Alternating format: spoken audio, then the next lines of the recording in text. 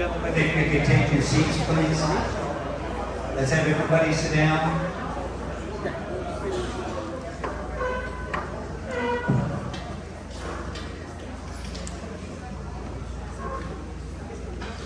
Everybody pick your seats. We want you to be looking at that material we put at the tables for you. This mic is going on and on.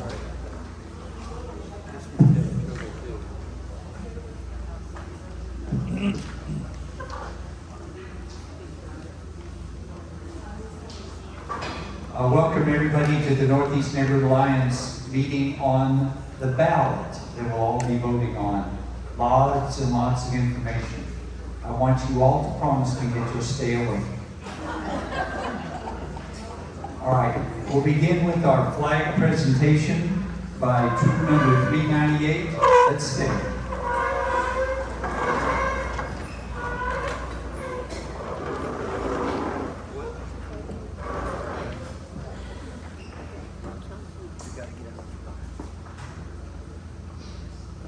Audience attention, color guard attention, color guard forward march.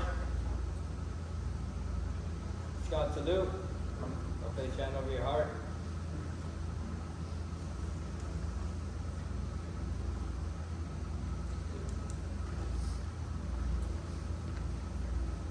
Color guard prepare to post the colors. Will please join me in the Pledge of Allegiance.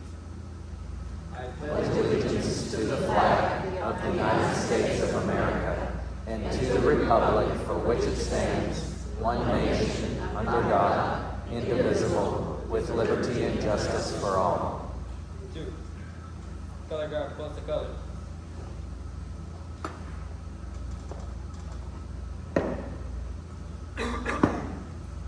Color guard, return to post.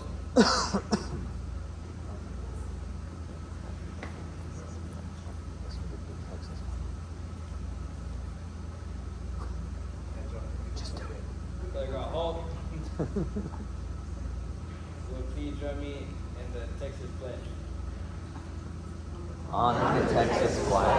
I pledge allegiance to thee, Texas, one state, under God, one and indivisible. 2. Color guard at ease, audience at ease, color guard dismissed.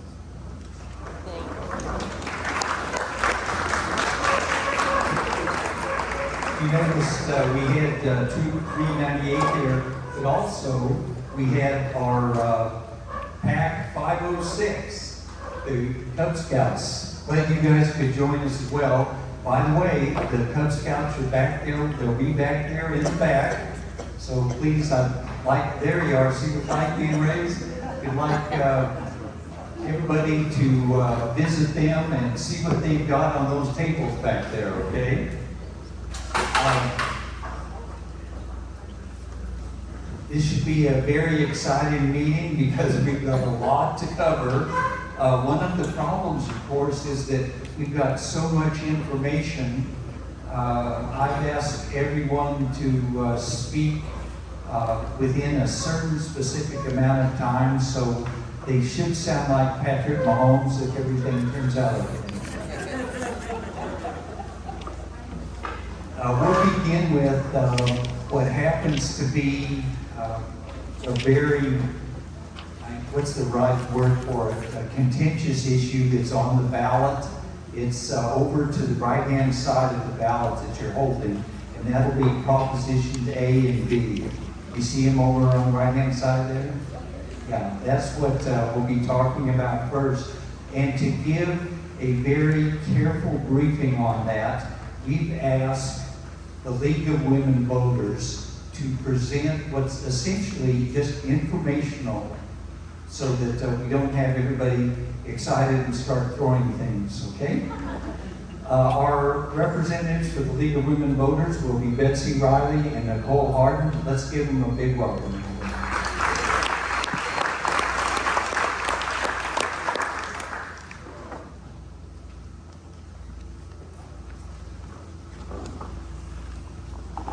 Good evening. Can y'all hear me? Yes. I'm Betsy Ryder. This is Nicole Harden. We're both from the League of Women Voters of San Antonio. And for those of you who are not familiar with that group, We've been around for about 100 years when women got the vote. And we are out there trying to register voters, inform people about voting, and get the vote out. That's our job. In that regard, we put out every election a voter's guide. You guys each have one at your chairs. That's a lot of work to put that together. It's very difficult. It takes a lot of research. So our purpose today is just to discuss propositions A and B, which are going to be on the ballot on November the 4th. Of course, y'all know that early voting started today, October 20th, and it will continue until October 31st. These are real important propositions. But just so you guys know what we didn't just throw a bunch of words in there. We had to research. So we looked at the San Antonio report, the San Antonio Express News.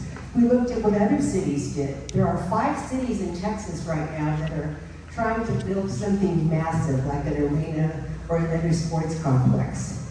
And they all have to use their imaginations to get the money. And so San Antonio is not doing things, or Bexar County is not doing things much different than what these other cities and counties are doing. We've looked at the City of San Antonio website. We spoke to county commissioners for it.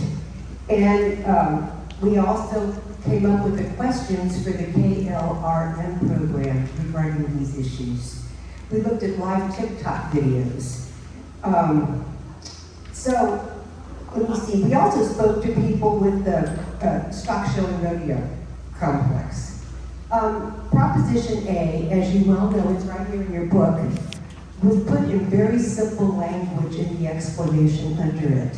It authorizes Bexar County to raise the hotel occupancy tax rate that Bexar County charges people who rent a hotel room from 1.75% to 2%, for a total of 17%, in order to fund improvements to the Freeman Coliseum, the Frost Bank Center, and stock show and rodeo facilities, the Coliseum complex.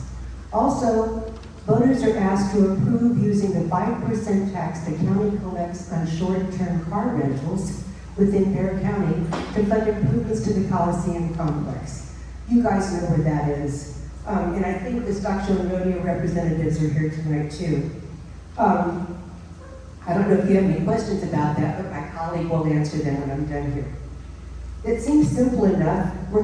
It looks like you're not trying to get money from the citizens of San Antonio, but rather from the tourists to pay for this thing. So looking at the arguments for, right underneath that explanation, you'll see an improved Coliseum complex could make the county more competitive in attracting tourists and national events.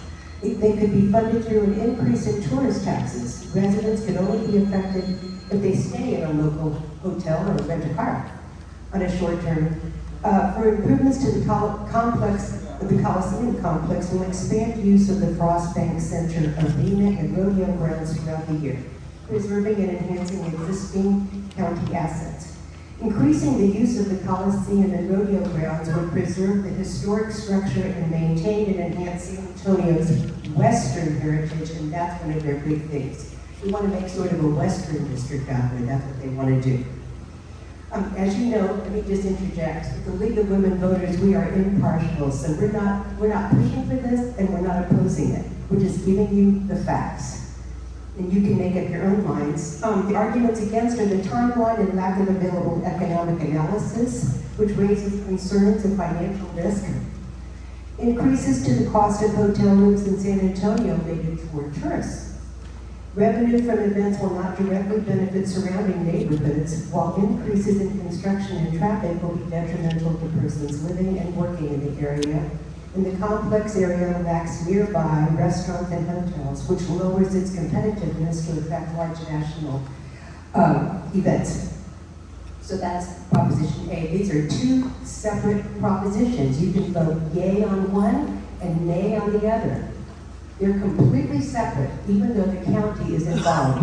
Note, the city does not have anything on the ballot regarding this at all. They were able to avoid a city vote, a resident vote, but the county had to do it.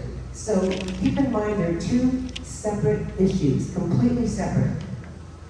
The next one The explanation of Proposition B authorizes Bear County to raise the hotel occupancy tax rate that Bear County charges people who rent a hotel room, once again, from 1.75% to 2%, for a total of 17%, in order to fund a new Spurs arena that will also host various events. Also, voters are asked to approve using the 5% tax the county collects on short-term car rentals again. So, Proposition A is talking about $191.8 million that they would like to spend towards the arena, not the arena, the Frost Bank Center and the Freeman Coliseum and the Stock Show and Rodeo Grounds, okay? So this other one, this is regarding the Spurs, rather the county paying $311 million towards the arena. You've heard a lot about this. The arena is supposed to be built where the Institute of Texan Cultures was sitting. It has now been raised. The pros, the county's contribution towards a new arena housing the Spurs will be funded through an increase in tourist taxes. A new downtown Spurs arena will enhance local and tourist utilization of downtown facilities and businesses. The new arena maintains a Spurs presence and subsequent economic and social contributions to the county, and the county's contribution to the arena is the necessary first step. Question, what happens if it doesn't pass? Nobody knows. We'll get there when we get there. The arguments against it are hotel and rental car costs also affect county residents who use these services for business or personal. The new arena's timeline, multiple funding sources, and incomplete public information raise concerns of financial risk for the county. Construction in the downtown area will adversely affect traffic and local businesses for years until project completion. And passing the proposition means the arena is likely to be built. If it fails, construction is doubtful. On that note, I'm going to pass the microphone to my colleague Nicole, and she can explain more fully what these two propositions are about. Hi guys, I just wanted to clear up a little bit. I know we've been seeing a lot of commercials about the rodeo and our heritage, and that's pretty much what the aim of Proposition A is, right? It's expanding and revitalizing the area around the Freeman Coliseum, Frost Bank Center as it is right now, and kind of expanding like a year-round Western culture and events. So trying to get more like polo events, horse events, things that we would normally see in like Fort Worth and Vegas, from what I understand. Trying to enhance our Western heritage there and expand that area. For Proposition B, it's what we've been seeing, Project Marvel. It's downtown. It's the same money. It's the same, we're approving the same source of money, right? It's hotels and car rentals. We already have a max car rental tax out right now. We're just approving to use it for longer. For the hotel tax, we're increasing it slightly, but we have maxed it out. If we approve it, we have maxed out that form of revenue for us to use. So that is really what we're approving or we're voting on for the Bear County side. And like Betsy said, we don't know exactly what will happen if Proposition B fails, because that's the beginning of Project Marvel's financing. It's about 20% of the project. We don't have clarity on exactly the max budget for the project. Most of the research we did was hovering around the $3 to $4 billion mark. When initially it was $1 billion that was touted. So we wish we had more information for you, and hopefully some of the other organizations or other people who are going to speak will have additional information. But at this moment, we're just approving the use of those taxes, those limited taxes. And I know that the push and more commercials you might have seen have said, you know, this is not property tax related. And Bear County section is not. However, the city's portion will have a TERS. It's a tax increment zone. And that will be populated from property tax. So just, that's something to consider when we're voting for the Bear County portion, because the city will come in later on and will have impacts on property taxes. It'll be for the area downtown, and it'll be for the people who are building there, and maybe some surrounding businesses that fall into that location, but it will come into play. But as of right now, it's not something we're voting on. So it's just the county portion at this moment, and just for the hotel and rental taxes. Okay, let's give them a big hand, everybody.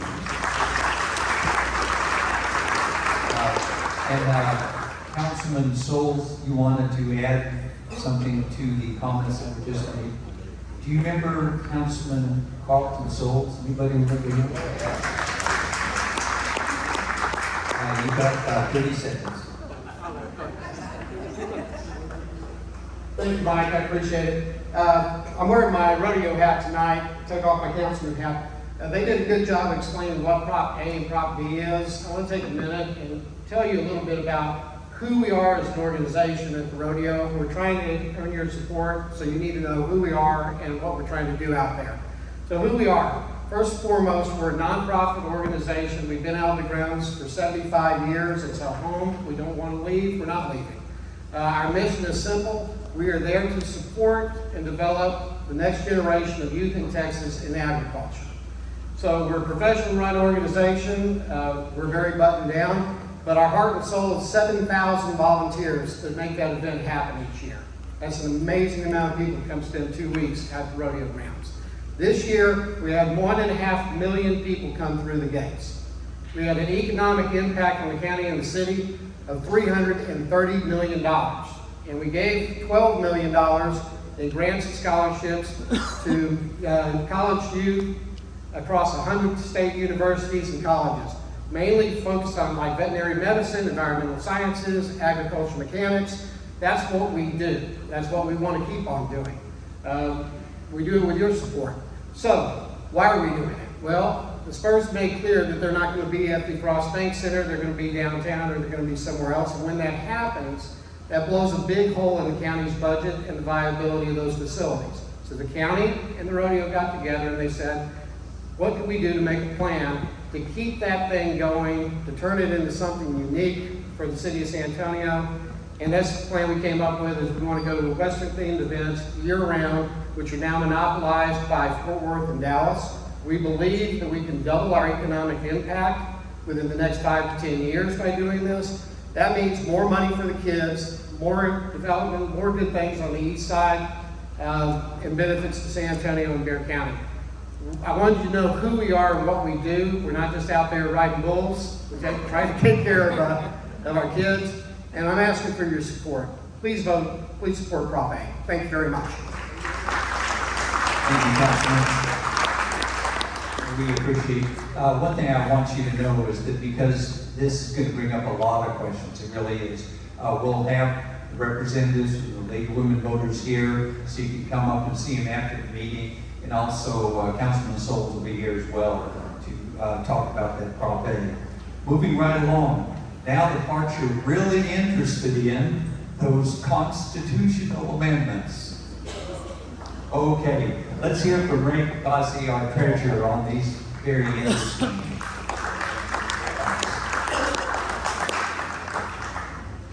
Thank you. So, I'm stealing all of our content from the League of Women Voters because, as they said, they put a team of researchers together to compile a non-partisan view, simplify the language, and give pros and cons for each of the propositions that are being proposed to change the Texas Constitution. So we're going to go through it in that way. We're going to use their format, use their language. The language that they use to describe each proposition is not as written on the ballot, but they've simplified it so that you can synthesize it easier and it'll be easier to understand. Describes the history of the League of Women Voters, how they got here, and we're going to jump over to Proposition 1.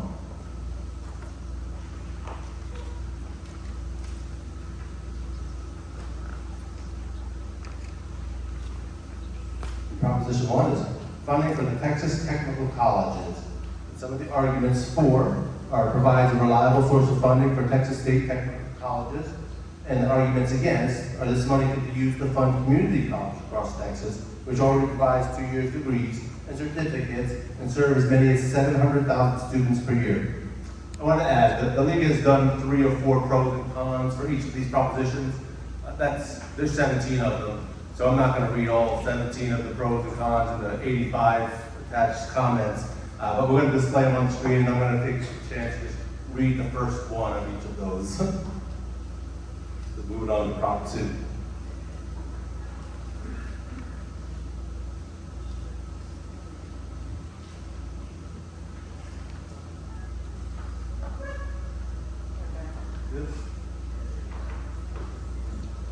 Tough when you can see it.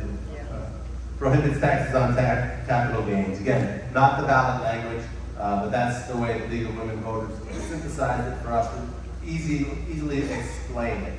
As you know, Texas doesn't have state income tax, and we don't tax capital gains today.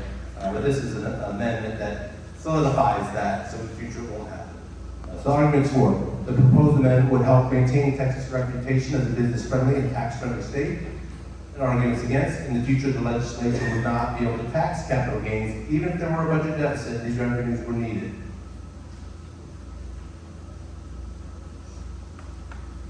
Proposition 3. Denial of bail under some circumstances. Arguments 4. Prevents high-risk individuals from committing additional crimes without on bail. Arguments against. Judges currently have the discretion to set high bail amounts for individuals considered high risk, which can prevent their release.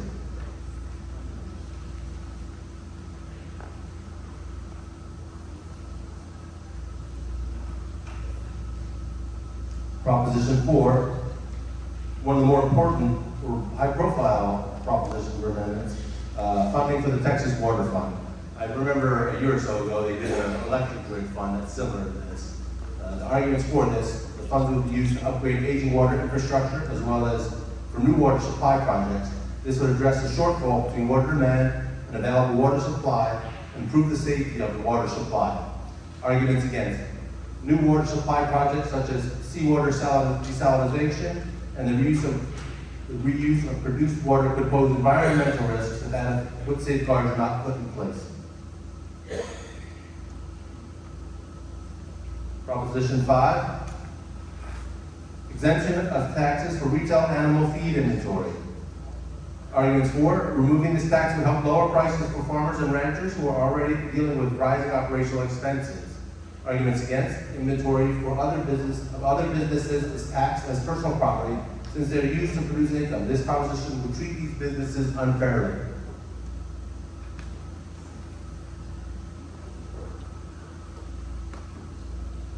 Proposition 6. Prohibits future laws that impose taxes on securities. And by securities, they're being stopped, basically, your capital gains and such. Arguments for those with securities, the tax on transactions could reduce profits and make it harder to save money. Arguments against: if this ban is added to the Constitution, the state would lose a tool it might need to deal with budget problems in the future. Again, this is also a tax that we don't presently have in Texas. So again, solidifying that it won't happen. Proposition 7. Tax exemption on veterans' spouses' homestead. We already have veterans exemptions in place. This is for veterans' spouses' homestead to continue their exemption after if there was a descendant. Arguments for: expanding the current property tax exemption for this group ensures fair treatment for these veterans and their families. Arguments against: expanding property tax exemptions could reduce tax revenue to school districts and local taxing authorities, especially near communities with large populations of veterans families who could potentially qualify for this exemption. Proposition 8.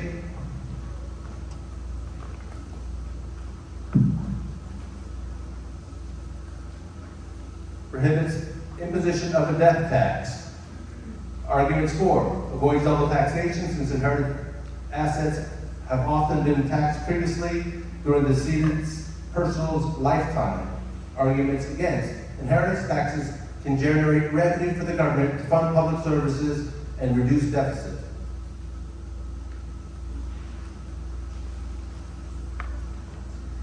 If you want to click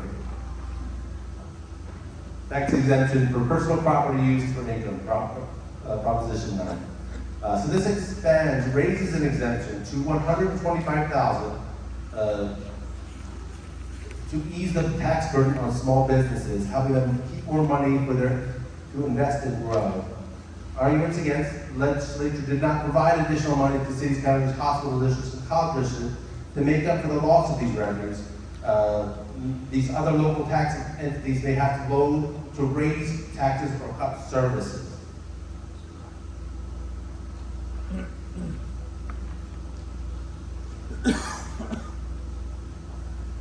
Proposition 10, temporary exemption of taxes for homes destroyed by fire. This is talking about fires at homes that are completely destroyed, okay, unlivable. There is currently no arguments for, there's currently no process for tax assessors to recalculate a homeowner's tax bill if property tax is destroyed by a fire after the date of appraisal. This legislation would allow this proposition to set forth such a process. Argument against: in order to obtain this exemption, the property must be completely destroyed. It does not grant relief to homeowners.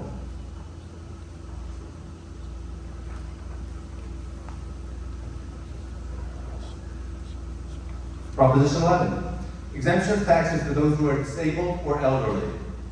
Arguments for: this proposed increase in property tax in the property tax exemption for the elderly and disabled helps to protect individuals on a fixed income to continue to own a home. Arguments against: additional tax cuts reduce the money available for public services such as schools, healthcare, and infrastructure.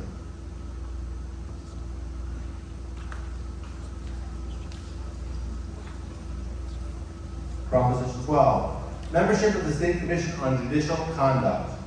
Arguments for: by allowing the governor to appoint 2 or more members, the public may have more influence in considering complaints against judges since the governor is elected. Arguments against: too much power in the executive branch while judges are independently elected by the people. This constitutional amendment could allow the governor to influence how judges are disciplined if they disagree with them.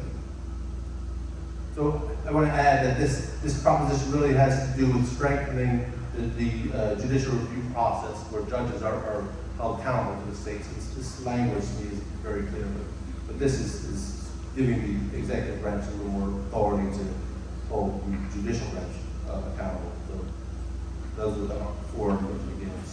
Proposition 13. Increase in the homestead tax exemptions. This is a big one. Reducing the property taxes may help low-income families to stay in their homes. Arguments against: shifting away from property taxes to fund public schools could result in higher taxes on business and underfunding of public schools. And if you're not familiar with what that is this is a proposal to increase the property tax exemption from $100,000 to $140,000.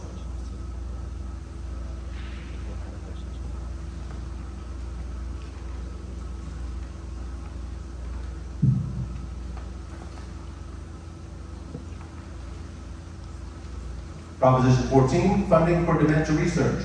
Arguments for: the need for more proven dementia prevention strategies and treatment is urgent due to the state's aging population. Arguments against: agency leaders will be appointed by politicians, which could lead to distribution of money based on favoritism rather than scientific expertise.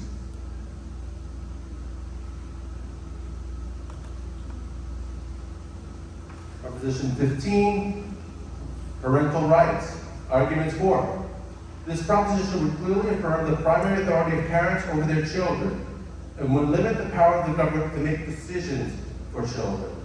Arguments against: if approved, this amendment could disrupt public school education due to parents trying to control curriculum and rules for all children based on their own beliefs and ideas.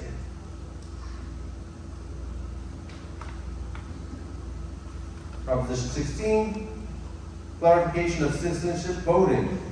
Those in favor of this position are concerned that some states allow non-citizens to vote in local elections.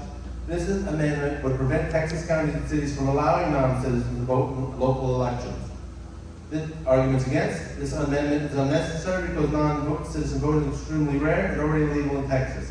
What this proposition is saying is that you need to be a citizen IDs for building it's already in law.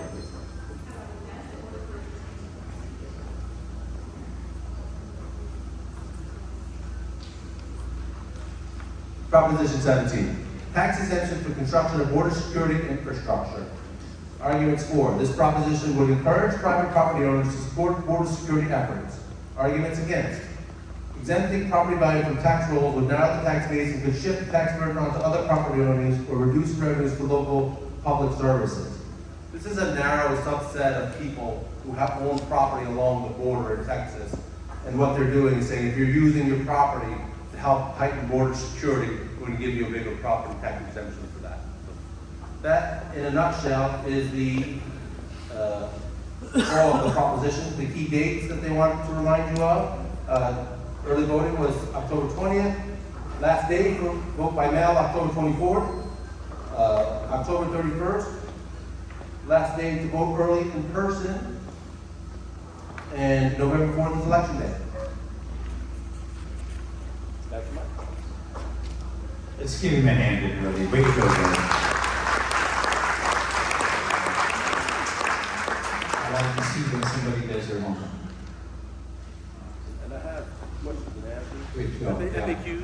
If you've got any questions, Ray will stick around, as will our representatives from the Green voters who are responsible for putting all those wonderful words together for us. We're very proud of what you did. It's absolutely amazing. Let's give them a hand again.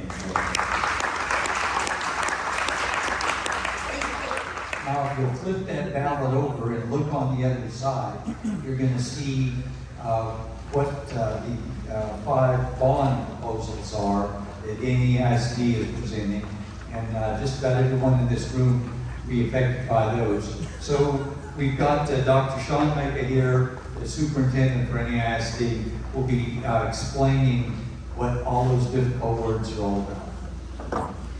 Let's welcome Dr. Mike. So I'm totally unprepared for this discussion. I thought we were going to talk about books, cell phones, parents' rights, 10 Commandments. No? Okay. I mean, hey, we could, right? Now, look, I'm going to go through this. Mike gave me 10 minutes, so I think I have to be an auctioneer to go through it, but I'm going to try to hit the highlights of it. So, by the way, just by a show of quick hands, how many of you have some kind of link to Madison High School? You do good. You're the reason we're here, and it's your fault. Because that's where the problem began, was Madison High School. And what happened on May the 26th and 21 is our HVAC went out there for the entire school. If you're a homeowner, like I am, I bet you hate surprise bills. As the superintendent, I hate them too. If you've ever replaced your HVAC at your house, you probably paid between $7,000 and $15,000. New chillers at Madison High School cost $2 million. All right? The thing here, and what made this so unique this moment, is that we couldn't fix these chillers. They were on R22 refrigerant, which was an old cooling that went out. It started in 03 to 10.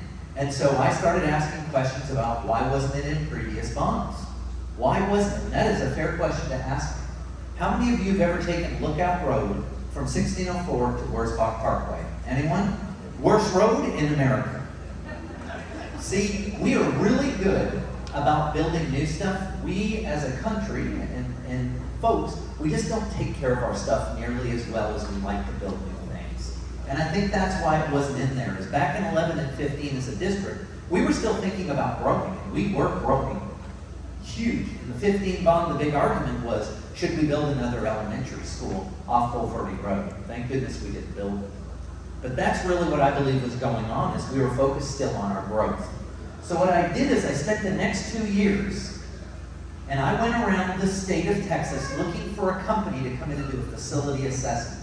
Not look at how pretty the facility looked, but look at the plumbing, the HVAC, the boilers, the roofs, all of those things behind those walls and those doors to tell me what state our district's facilities were in. And I had nobody in 2 years. Twice I attended a huge conference up in Austin. Think of 6 Costco's full of vendors. Nobody would do it for me. Not a single company. So I finally gave up and I gave it to my CFO who's here tonight. And I said, I want you to put it out to bid. So we put it out for bid. Guess how many bidders I got? 0. Big fat goose egg again. Came up empty, but I am a persistent man, if anything. So I said, put it out to bid again. We got 1. The problem with that 1 bid is they wanted twice as much money as we could afford. There was no way I was going to agree with that. My board president would never agree with it either. So we turned to a co-op and we found a firm named Gordian. Gordian is a national firm who specializes in facilities assessments. So they came in and they did, the board approved them, and they came in and spent, you can see from September of 23 to August of 24, doing a facility assessment. Let me tell you what they told us. All of you own a home in Northeast ISD. These are your schools, they're your properties, I am your property manager. I do not own them, you do. Here's how many buildings you own, 468 buildings. Portables, by the way, they're not portable, they come in and they never leave. Ever do they leave. 240 portables. The big question that Gordian helped us answer was, how many square feet is that? That's 12 million square feet of real estate, of buildings. That's what they helped us say. But here's what I loved about it. They said that evening to the board and me, Northeast ISD in a great position. You can pick your projects don't pick you. Except Madison High School's chillers picked me. And this summer, Reagan High School's chillers picked me again.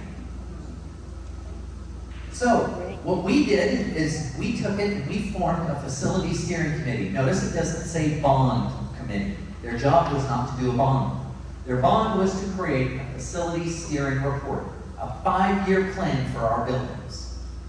I want you to know that somebody in the audience here tonight actually sat on it. Another gentleman I actually met here the last time I presented, and he asked me about the facility steering and I put him on it.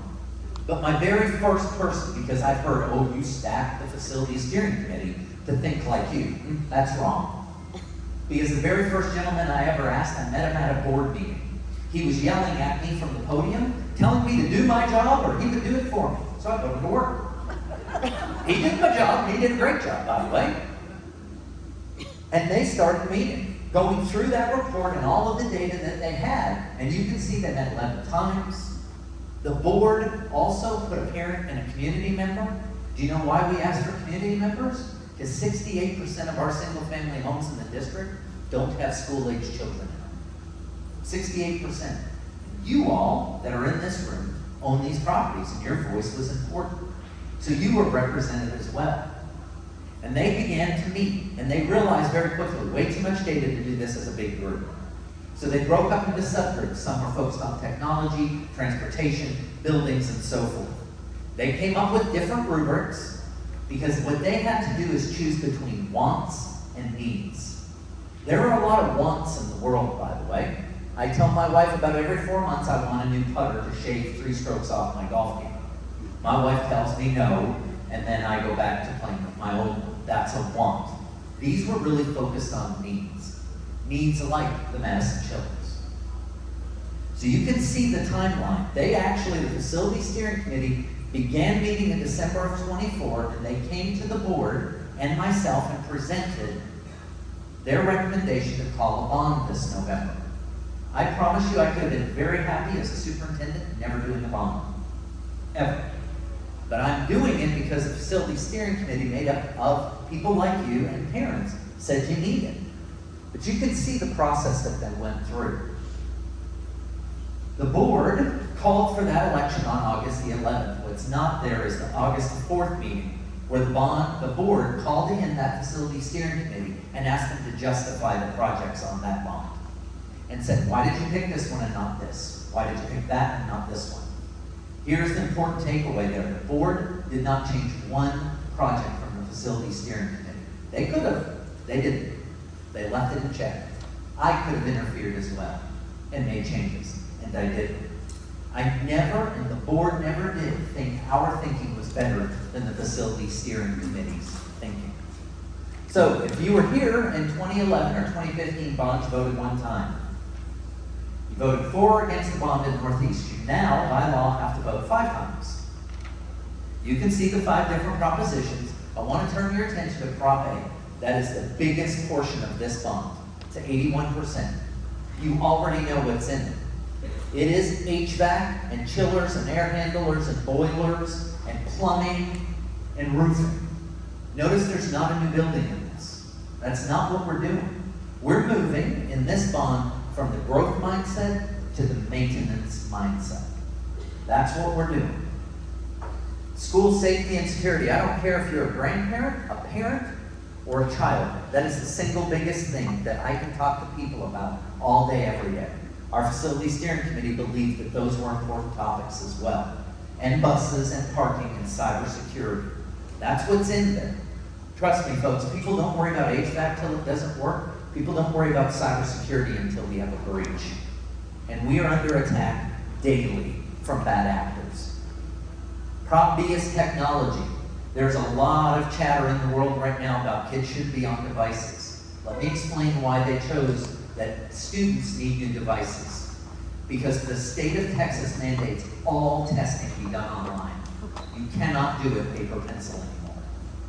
As a result of that, the facility steering committee said, you need to upgrade student devices. They also said upgrade teacher devices. And then you can see replacing those computers in the front office. Prop C is athletics. This is focused at Blossom Athletic Center, is where it's at. You can see it's renovating Littleton Gym. The reason they chose that project is because Littleton Gym was built in 1968. If you want to visit 1968, I encourage you to attend Littleton Gym and go to the bathroom. You will see 1968. We have never touched it. That facility is used by all of our 54,000 students in the district. It's for elementary, for young masters art, for PE showcase, for evening with strengths, all the way up to middle and high school for awards and athletics. Just so you know, because the average age in here, you folks are a little bit older, the other thing that Littleton Gym is not is ADA accessible. And we are seeing more and more folks like you coming there, so we want to make sure that it is done. And that's what the facility steering committee believed. Soccer fields, baseball, folks, that's really focused on lighting, upgrading to LED lights. And then the tennis center, if you don't play tennis over there, it's busy morning, noon, and night. If you went there right now, people are playing tennis. That's resurfacing those things. Again, take a look. If you look at stadiums, this bond is not building a stadium. You probably have seen the huge $100, $150 million ones that are built up in Dallas. That is not it. It's taking care of them. The only reason that it is artificial turf has a life expectancy of 10 years and we're on year 8. And then plumbing, roofing, and lighting. The last is the natatoriums. We own 2, the Bill Walker Pool and the Josh Davis. This is focused at Josh Davis. I encourage you, if you are over 65 and do not own a Star card to Northeast ISD, shame on you, and come see me afterward, because you could be using the pool for free. And you should, but this is also installing dehumidification. Now that's very quick, I have to talk like an auctioneer here, but you can go to that QR code or you can just look in that Discover magazine at all the different projects. Let's get to the chase. Is it going to raise your tax rate? No, it's not. People tell me it's voodoo math, it's not. It's going to say, because by law it has to say this is a property tax increase. It is not going to increase your rate. Here's why. First off, the CFO over there, who's hiding, has saved you, the taxpayer, $193 million over the last 13 years. How? Because he refinanced debt and he paid it off early. That's huge. Since 2015, we've lowered the tax rate 6 times, but your property taxes aren't declining. The reason is because your appraised values are increasing faster than that rate is lowering. My own personal house I bought in 2017, it is up 100%. I could lower taxes, and I can never catch up to that. The other piece is I don't have to tell you we're good stewards of your money. TEA does it for me. 22 years, and we've now found preliminary that we're going to be 23 years, have achieved the highest financial integrity rating that Texas Education Agency issues for districts. All right? Look at the bottom though. This is the one I'm the most proud of. There are 1,200 districts in the state of Texas. Northeast ISD is the 16th cheapest run district in the state. Do you know who runs Houston right now? Houston ISD. The state of Texas and the Texas Education Agency. They're 202nd. They can't run it as cheap as we do. So we're going to skip through those because that's not really that important. Let me get to this one. I've been asked, well, why don't you use the money the state gives you to do this? Folks, I got to give you a quick lesson in taxes. On your taxes, you see Northeast ISD, we're the largest line item. I know that. It's made up of 2 tax rates. M&O, which is maintenance and operations. That is for the day-to-day operations of the district. Hear me again, day-to-day. It's to keep the lights on, it's to keep buses fueled, it's to do pay teacher salaries. It is not for capital improvements. That is the interest and sinking side, or the bond debt side of your rate. That's the piece we won't need to adjust with this bond, if it were to pass. But it's set up that way because you own the buildings, and you have to vote on what to do with it. So the bottom line is, whether you are for or against this bond, go vote. Go vote. There you go, Micah. I made it fast. Well done, Doc. Nice job. And he and staff will be here after the meeting, so if you've got any specific questions, they'll be glad to answer. Now, how about we hear from District 10? Councilman White was unable to make it tonight due to a family matter, but he has sent Rebecca Gutierrez here. She's our policy director for District 10, and she's going to give us the latest gossip. The latest gossip.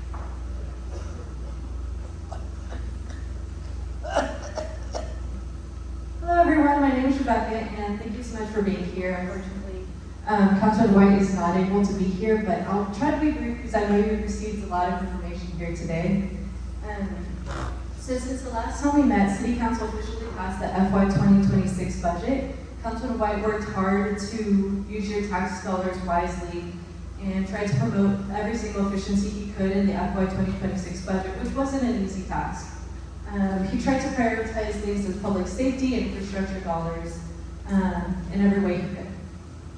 When we first received the preliminary budget, it did not include any new police officers, absolutely zero, but Councilman White was able to work with other council members on the dais and was ultimately able to secure 40 police officers, even though he was trying to shoot for 65, but that amendment was ultimately voted down.